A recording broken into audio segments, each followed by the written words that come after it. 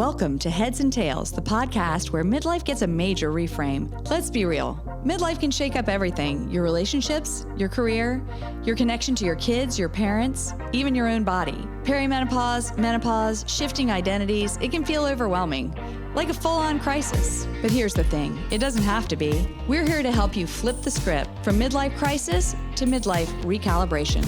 I'm Dr. Kate White, gynecologist, menopause, and sexual medicine specialist. And I'm with Jay White, marriage and family therapist, and my husband of 26 years. Together, we're diving into all things midlife, from your head to your tail, to help you find more connection, more clarity, and a whole lot more joy. Let's get into it.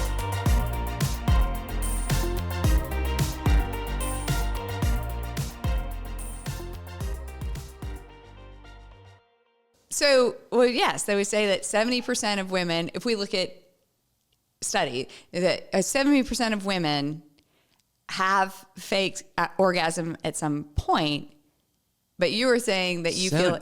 I think the statistic would be more 70% of women fake orgasms on the regular. Not at some point. I think 100% at some point. I mean, of sexually... Yeah. I'm just guessing. Yeah. Because if you look, especially in the early part of relationships, and we're talking about, this is just looking at a study of heterosexual couples in early parts of their relationships. For women, the chance of orgasm is going to be substantially diminished in those first several encounters. So if you are saying, I want to maintain this relationship, even part of our dating in midlife. So if you have this sexual activity with this new partner in a heterosexual relationship, you are going to see that women are probably going to fake orgasm to reinforce that positive feeling. So this is where you were going with, that's now what you've done is you've rewarded something that's not working.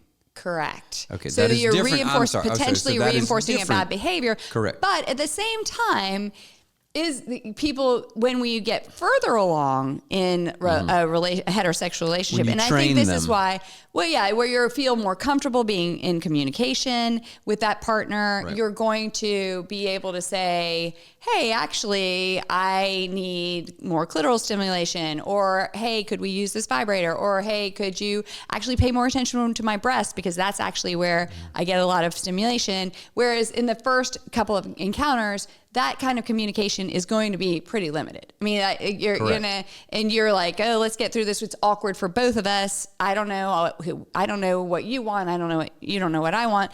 But it is. But that faking is. So you're saying, okay, is it okay to fake in the beginning? Because I would imagine, I've never been a guy, obviously, but if you don't get to what you've been trained to think of as that goal, which is having your partner orgasm, hopefully that is your goal, then you're like, okay, well, this sexual encounter was a failure. That's my question? So my question is, I guess, sorry, there was a question in here. And so I guess. Oh, you mean as a guy? Do I feel like I failed? Do you feel like it's a failure if your partner does not get to orgasm? Right. Well, I certainly hope most guys prefer that they do.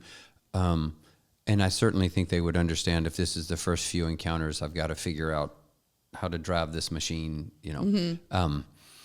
but yeah, to the faking the orgasm, I would only do that if, I don't know, if it's, this normally works, or when I finish, he usually finishes, and I can go, it would be, I see what you're saying about this would reinforce a bad behavior, or not a bad behavior, that's a tough way to put it, but to say, I don't want to let them think that this is working when it's not.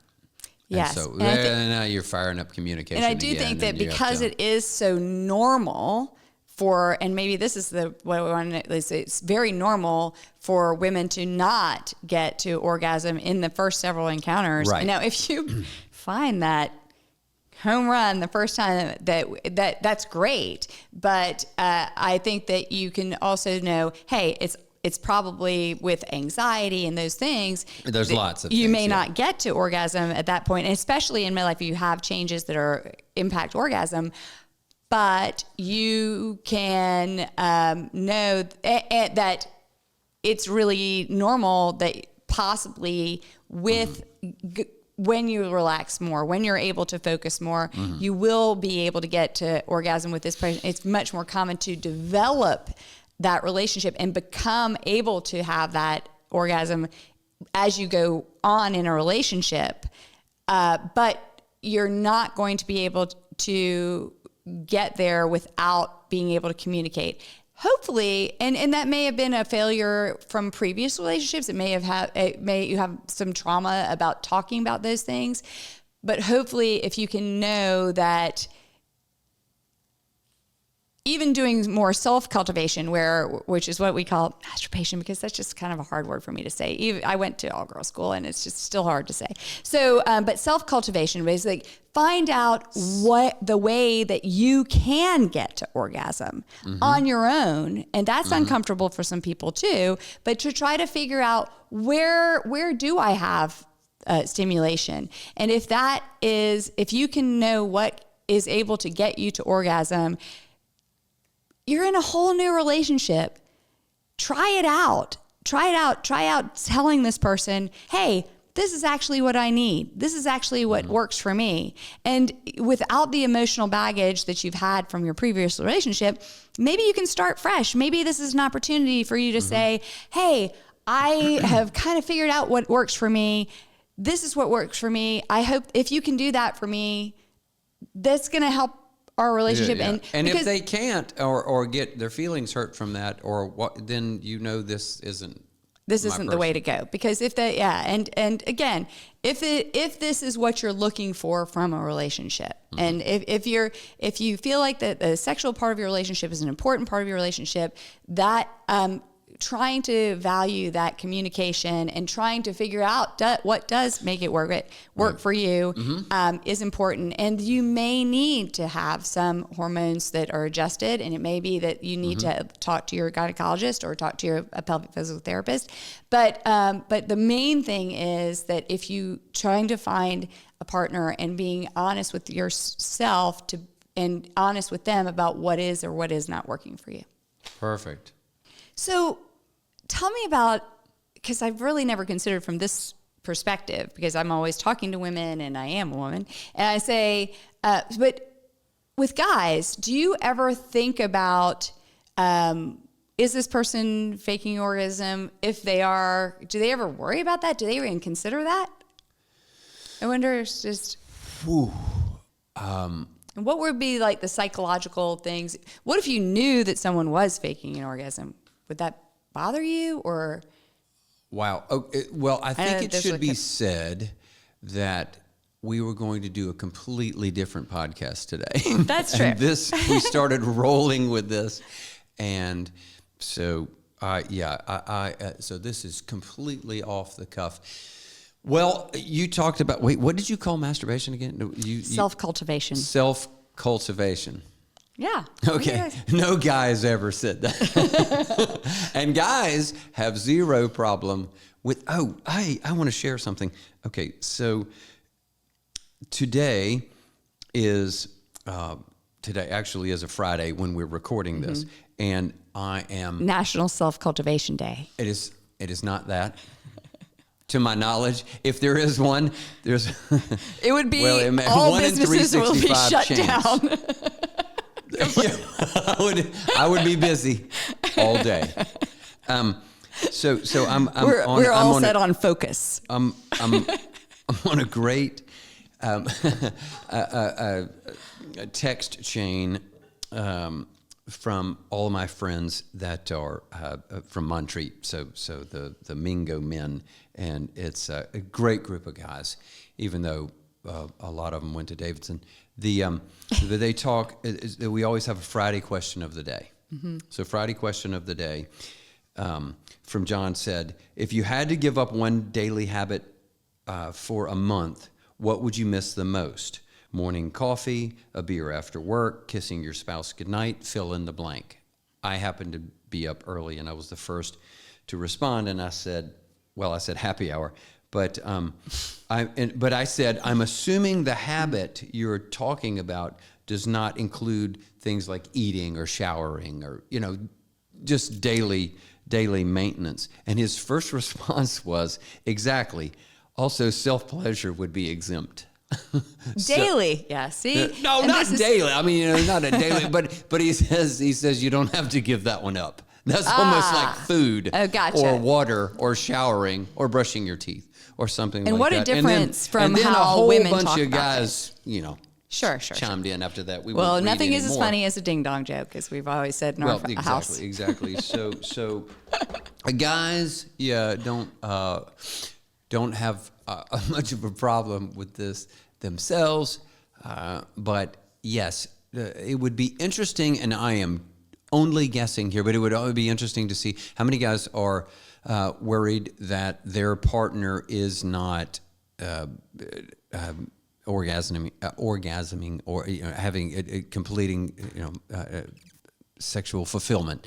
I would imagine that certainly in a long-term relationship that is that they know that that's not sustainable, and psychology can be boiled down to two things: patterns and sustainability. If you want, there's your basic two tenets of psychology. What do we keep doing, and what can stand the test of time? That is not sustainable. So I think if there is a brand new relationship, or if there's a relationship that's going on for a year, or there's a relationship that's going on for 30 years, that if there is, if somebody fakes an orgasm, that means that's a much different thing depending on where you are in your relationship. Have women faked orgasms in general? Yes. Are they having to do it? And I want to go back to that. Are they having to do it all the time? Therefore, it would be rewarding something that's not working. Mm-hmm. And I guess that's what you're talking about when it comes to. But is it occupying space in their brains? In the guy's brain? Right. Man, it is, depending on the guy, I think there's a full spectrum. And, if we discuss the bookends, one end would be, well, that's something she's got to figure out. Mm-hmm. Or it would be, I don't want to do this unless she's into it. Mm-hmm.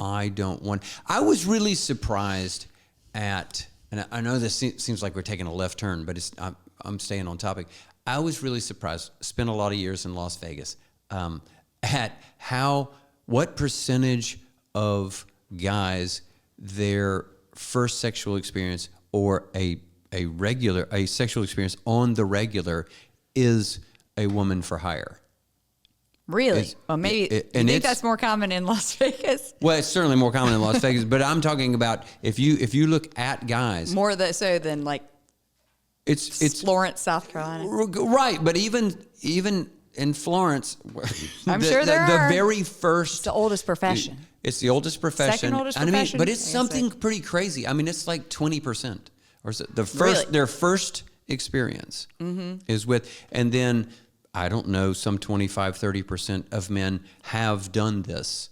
And hopefully, again, when single, but and to me, it never, look, I know I have other vices, but it just never crossed my mind, because if this person's not into it, then I'm not. But that is not true, as we all know, of guys. If I can get her drunk enough, if I can get her if I can, and I think that, and so being concerned with a woman reaching sexual satisfaction may only be true in 70% of guys, 50% of guys. Does that make, you see what I'm saying? And I do think that when we go back to like where we were talking about midlife dating and that whole beginning again of each time you're starting a new sexual relationship, you've got this balance of whether the person, both parties hopefully want to find the right chemistry to make each other happy.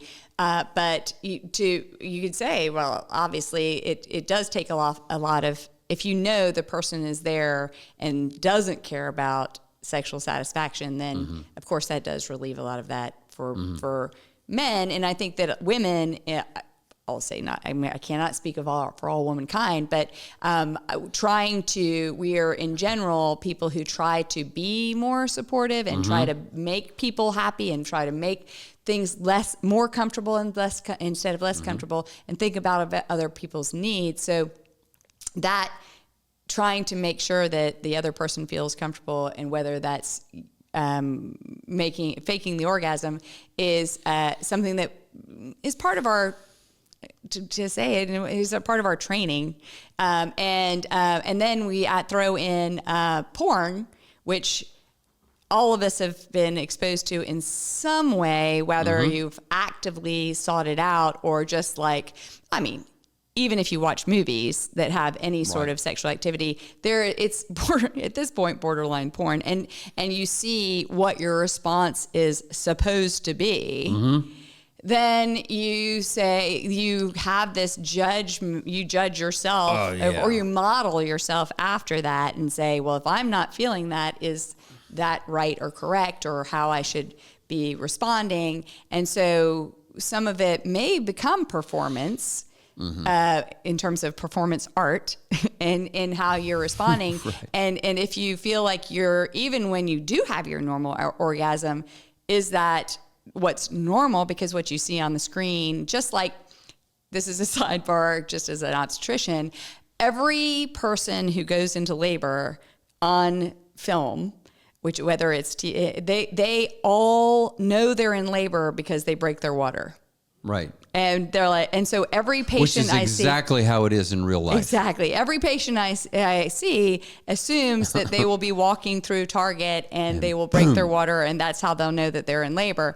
But actually, about 10% of people break their water prior to being in actually active labor. And so the same sort of filmographical education, if you're educating yourself by TV and porn, women feel like this is what the response is supposed to be and what they're expecting. So yes, even if they're not faking an orgasm, they're performing somewhat maybe to give the expectations that are that they've seen.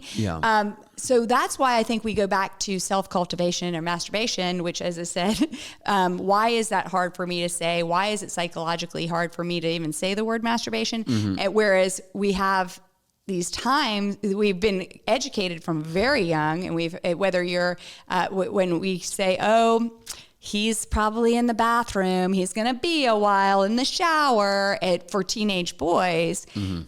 We never hear that for teenage girls. And they have the same hormonal changes. They have the same hormonal fluctuations. They have greater hormonal fluctuations.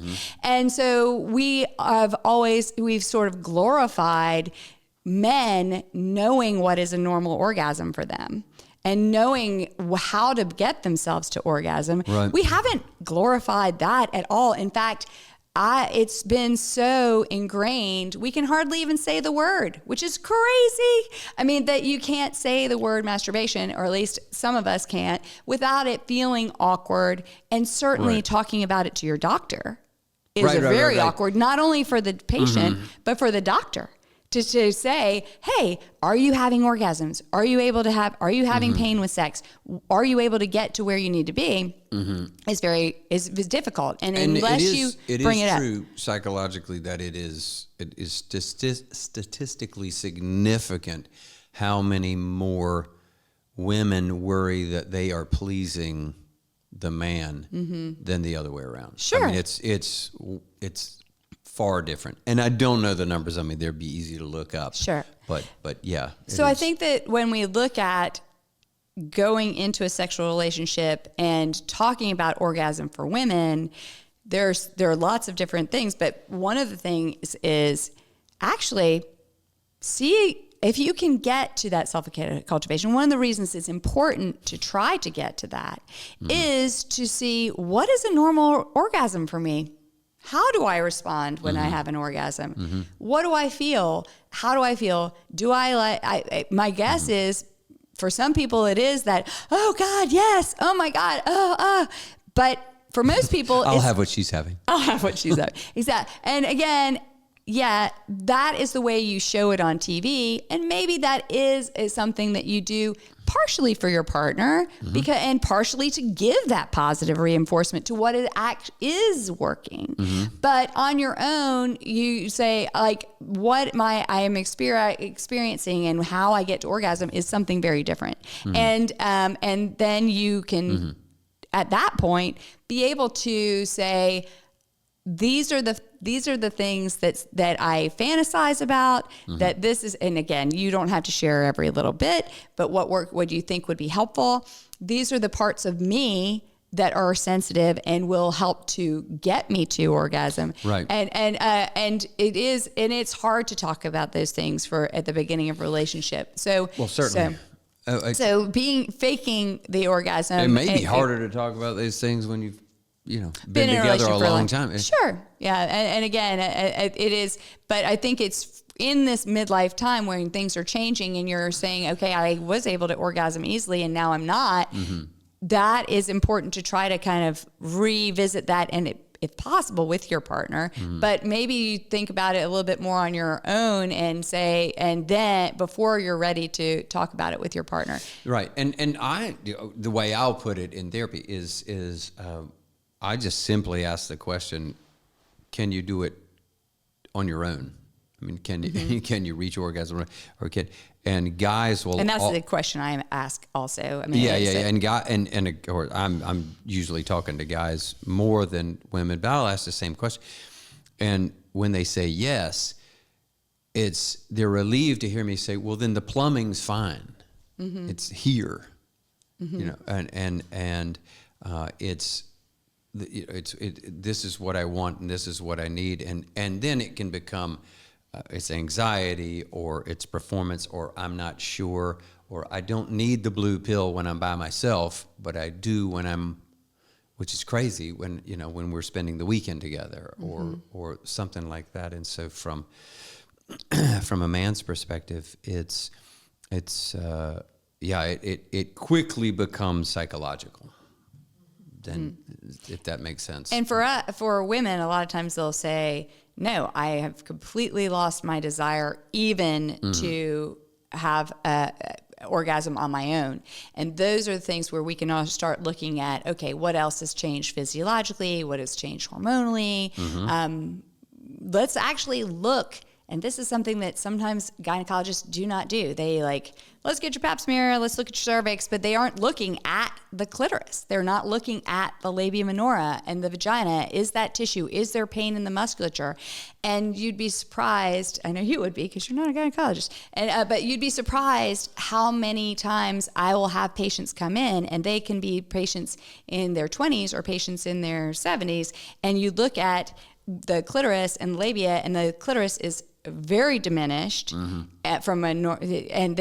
they have what's called clitoral phimosis, where that tissue of the clitoral hood, which is the tissue on top of it that protects the clitoris from being knocked around when you're on a daily basis, and that is stuck to the clitoris. And it can't even be exposed anymore. And they're like, I can't feel anything anymore. Or they have clitoral pain, and we can fix that. We can release it. But unless you actually look at that specifically as a gynecologist, you're not going to see it, because we're not trained very well to look at the vulva and to really consider how they're functioning. This episode of Heads and Tails is brought to you by the Pause Nutritional Supplements, created by Dr. Mary Claire Haver, board-certified OBGYN and menopause expert. Permission to take the mystery out of feeling your best through perimenopause, menopause, and beyond. Inspired by her own health journey, Dr. Haver designed these 5 targeted supplements to support your body where it needs it most. Skin and bone collagen. This helps boost skin elasticity and support bone mineral density. Creatine acts as an energy reserve, supporting physical endurance and brain health. Omega-3 with D3 and K2 helps support heart health, vision, and an already healthy immune system. Turmeric to support a healthy inflammatory response after strenuous activity. And lastly, fiber, GDX, to, well, we all know what fiber does, but it keeps you fuller longer and supports a healthy cholesterol level. All products are third-party tested and made with premium science-backed ingredients. Try one or try all 5. Visit thepauselife.com. That's pause, P-A-U-S-E. So thepauselife.com and use code Heads and Tails for 10% off. If you love the results, subscribe and you will unlock an extra 10% savings. That's thepauselife.com, code Heads and Tails. You deserve to feel your best. Here's the part the lawyers make us read, the medical disclaimer. Always consult a qualified healthcare provider before starting any new supplement or making changes to your diet or wellness routine. It's funny when you say not comfortable with the word masturbation, and I'm sorry, what is it again? It's self-cultivation, right? Guys aren't comfortable with the word vagina. Yes, I know, and it's hard because I say it about 100 times a day. Yeah. And that's on days off. I've thought about that, and I think it's because, and it's what we're doing here. I guess I could say we're guilty of doing here, but it's when you're going between the psychological and the physical. Mm-hmm. That word for a guy is completely physical. It's clinical. It's cold. It's whenever we hear I'll tell you what it is. Whenever we hear the word vagina, something has gone wrong. So either it's during the childbirth there was a terrible tear in the or there has been or this victim police record shows that there was a such and such, and it's it's never a word used during sex. That's true. And I think that, again, you certainly don't have to use those words. I use those words for clarity. No. I like it. I think there should be a word, there should be a fun word, which is why I guess we have pet names for all of our parts. But so it has to be clinically figured out. It has to be in good shape and ready for sexual activity. Right. So if not, excuse me, then there is, then work needs to be done. I did look up while you were talking, the Chat GPT, why do women fake orgasms? Oh, that's interesting. Oh, yeah. And well, it's exactly what is the World Wide Web everything you would expect. So we've talked about a lot of these, but number 1, to protect their partner's feelings. So, there's the number 2, to avoid conflict or awkwardness, which is the same thing. Yeah. To end sex sooner. Absolutely. I'm good. Yes. Moving on. See you. Yeah. We got stuff to do. Right. To maintain a partner's interest or relationship security. Same thing. And I think that's the beginning of dating. Correct.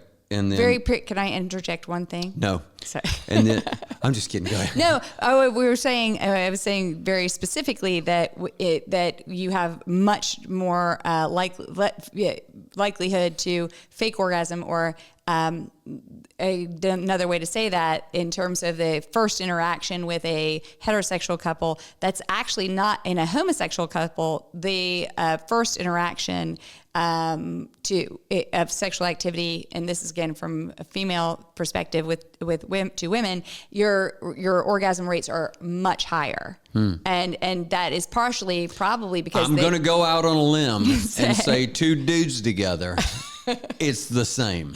I would say probably even higher. But I think that what's very interesting, and is it because, yes, we know the parts that will be more readily stimulated, and also is it possible that because they're able to talk about vagina and clitoris very comfortably, they'll be like, oh no, I need you to do this. Right. And so that well, is the last one here is you have nailed it, and it's what we've been talking about mostly. Low confidence or difficulty communicating needs. Yep. A woman might fake it because she feels uncomfortable asking for something different or doesn't fully understand her own body yet. Absolutely. And that's where I think we talk about that. It shouldn't say, well, it should say yet. ChatGPT can say whatever it wants, but it doesn't understand her body currently. Right. Yes. And I think that coming out of a long-term relationship, especially, you may have been doing things the same way for the same time that weren't working, and think that things are broken, and that you are broken, and that, or you may have even been told that internally or externally by your partner or by yourself that I am broken. I cannot. This is not something that works for me, and someone will abandon that completely, and abandon the pursuit of a sexual relationship with a partner, and they may be fine with that. Right. But at the same time, if they have any interest to trying to, I would say, look at trying to find that stimulation for yourself first. Right. And see that, and then, if that is working for you, then yes, go back into a sexual relationship with a partner and see if that works. But and before you're trying to abandon it completely, it's fine if that works for you. But if you think, hey, maybe I should look into this, talk to a doctor who has some sexual medicine training.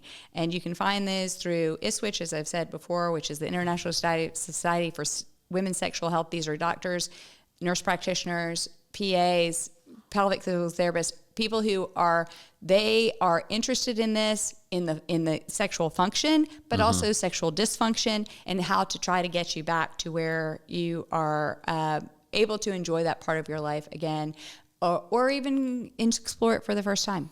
All right, so I'm gonna get your thoughts on this. One thing I will say to couples, they will come in and they will say, we're not intimate anymore. We're not having sex anymore. There's the pressure, and generally speaking, it's pressure from the guy, and we haven't had sex in 6 months. We haven't had, or it's been irregular. It's, whatever the case, and I will tell them to, and my thought process is, let's take the pressure off of intimacy. And I will tell them, I will say, all right, we're going to meet this time next week. One thing that I would like from you this week is to not have sex. And by saying that, I mean, you can hang out together, you can cuddle, you can shower together. I don't care, but we're not going to have sex this week. And because I just don't want you to fight. To take it off the table. It is off the table. Right. Right. So now just look at each other, have dinner, play with the kids, do whatever you do, but that is off the table. And let's just reconvene here next Thursday at noon, or whatever, the time is. And they come back, and I'm telling you, it is more often than not, they say, we had sex all week. I mean, they broke the rules. Yes. And it was simply by taking the pressure off. Right. It came back, and satisfying sex. I mean, like the old times. So much of it is the pressure. And so I would want women that are having difficulty reaching orgasm, or certainly, or having to fake it, or thinking they should fake it, or something like that. I would, whatever we can do, whatever you can do to figure out, is that physical or is that psychological? And of course it can be both. But my advice moving forward, if there's a takeaway psychologically, is do whatever you can to take the pressure off. And if it's speaking with him and saying, I need a month for you, or I need 2 weeks for you to we're not doing this. Or let's try to, you say it nicer than that. Try to connect. Say, let's try to connect a different way. Let's try to connect a different way. Yeah. Yeah, I love that, and I think that is a great way, because I would say that all the time will say, I mean, I understand. I've been you where you're like, you don't want your foot to touch his foot just in case he might think you might want to have sex, right? And then you go to bed at different times. She must want to get it on. So taking that pressure off probably it would be, and learning how to just, okay, let's go back to where we were dating, or we can do everything but. Right. Like that. Yeah. That's another good one, because it helps. And when you take the pressure off, again, going back to you're never more than 3 sentences away from starting to heal a relationship. Guys will come in, and they'll, what do I say? What do I do? Am I just supposed to and sit? We both sit where no. If you say, as the guy, let's assume you're the guy and you want more sexual intimacy than she does, or it's been a while, or if you say, simply in agreement, that sounds good, we can take a break, let's connect in another way. I don't want you to worry if your foot touches mine that I'm going to attack you. I want to sleep in the same bed, because often they're in separate beds, or one just falls asleep with a kid every night, and then the other one is in the other room, and I mean, it's that slow reconnection. It's the as my professor said. He said, women are like cats. If you pick one up and put it on your lap, they'll jump down. But if you just sit there quietly and you show no signs of aggression, they'll jump up, and show no signs of aggression. Or you kind of, stop picking her up and putting her on your lap. And just ease up. And so I think that there is. There's a lot of value in that if the problem is connection. Yeah, I think and then we've said before, that I think we've defined sex in our in the general common parlance as putting the penis in the vagina, whereas sex really should be everything that leads to orgasm or not orgasm, whether it's just like a pat on the hiney, or just like a hand squeeze in the car, or intimacy. It's intimacy. It's growing your intimacy, and it's learning how to. It's that everything that was foreplay really is part of sex, and it's part of growing that feeling of desire for each other, and we've got, when we look at that desire. That's the biggest part, I feel like, that leaves for women. And so, and when we get to, you can't even get to arousal without desire. So trying to support each other and trying to figure out what makes this person desire you, whether it is just like the words of hey, I really appreciated everything you did today, or hey, I understand this has been a hard week for you, or all those things, those can be part of desire too. And say, they are. This is interesting. Okay, so to wrap this up, I think let's diagram the ladder of intimacy that could lead to orgasm. Yes. So if you started on the bottom rung, I guess desire.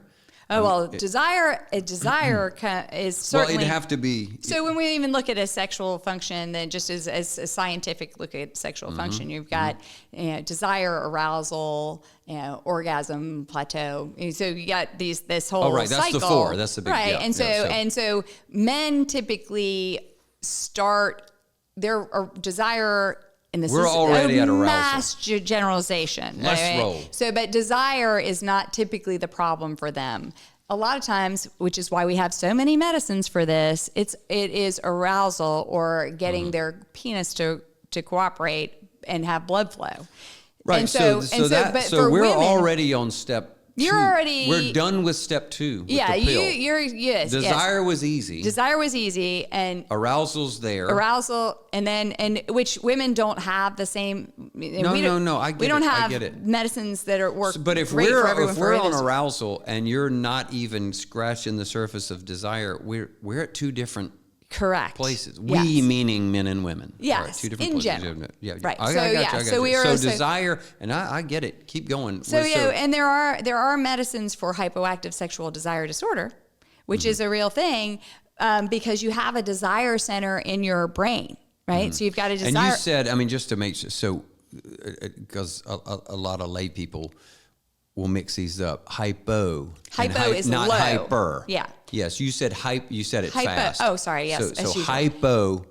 Means so if low. you have low desire, which is what a lot of my patients they're like, I just don't want to have sex anymore. It really would be fine with me. I never had sex again. And but if you have that and you're good with it, that is not a disorder. Correct. That's just like what you want. If you have it and it's distressing to you, and then most of the time it's distressing because that part of your that sexual intimacy was such it was a way to connect to your partner that was very important to you, and so it's distressing because you know that's an important part of your relationship. Also, that it might be important to your partner, maybe even more so to you, the actual act of sexual activity, but that connection is important for both of you. And so when you have hypoactive sexual desire disorder, it is distressing. Distress leads to other psychological problems and anxiety. So when we look at that... And then you end up fighting about something that has nothing to do with sex. Right. You're just battling about everything. Everything. The garbage not going out or whatever. And it turns into all of that. And a lot of times, because if you're sleeping in the same bed, every night ends badly. Because you have avoidance, or you feel like you're disappointing your partner every single night. That is not a great way to end your day. Which is why I say there's no sex this week. Right, or you something take off like the that. pressure. If you can take the pressure off. But there are ways to do that. Yeah, and so I think that it's a matter of looking at what are the stress for women. For men, this is a great generalization, but sex is a stress reliever. And so for women, sex is, if everything else is good and physiologically you've got your things are in order, your kids are good, your work is not overwhelming, you're not exhausted because if you've gotten up early, you're trying to work out, then you're wanting to have sex. But and so for those things to be so incongruous, where it's a stress reliever for them, and if everything, and you think physiologically or anthropologically, sex is fundamentally for reproduction, and so if you're not going to want to, if you're in a high stress environment, your cortisol is super high, things look dangerous around you, and whether that danger is that you will not remember to pick up your children from lacrosse, or you didn't, whatever. My dry cleaning is still in my car. Or whether it's like, my mother might need to go into hospice. Whether this high stress environment is not conducive to reproduction, and so your brain is going to shut down that reproductive impulse, and your desire center is going to go dark. And so there are medications that can help with that, but you also have to look at the situation. It's called liquor. Yeah.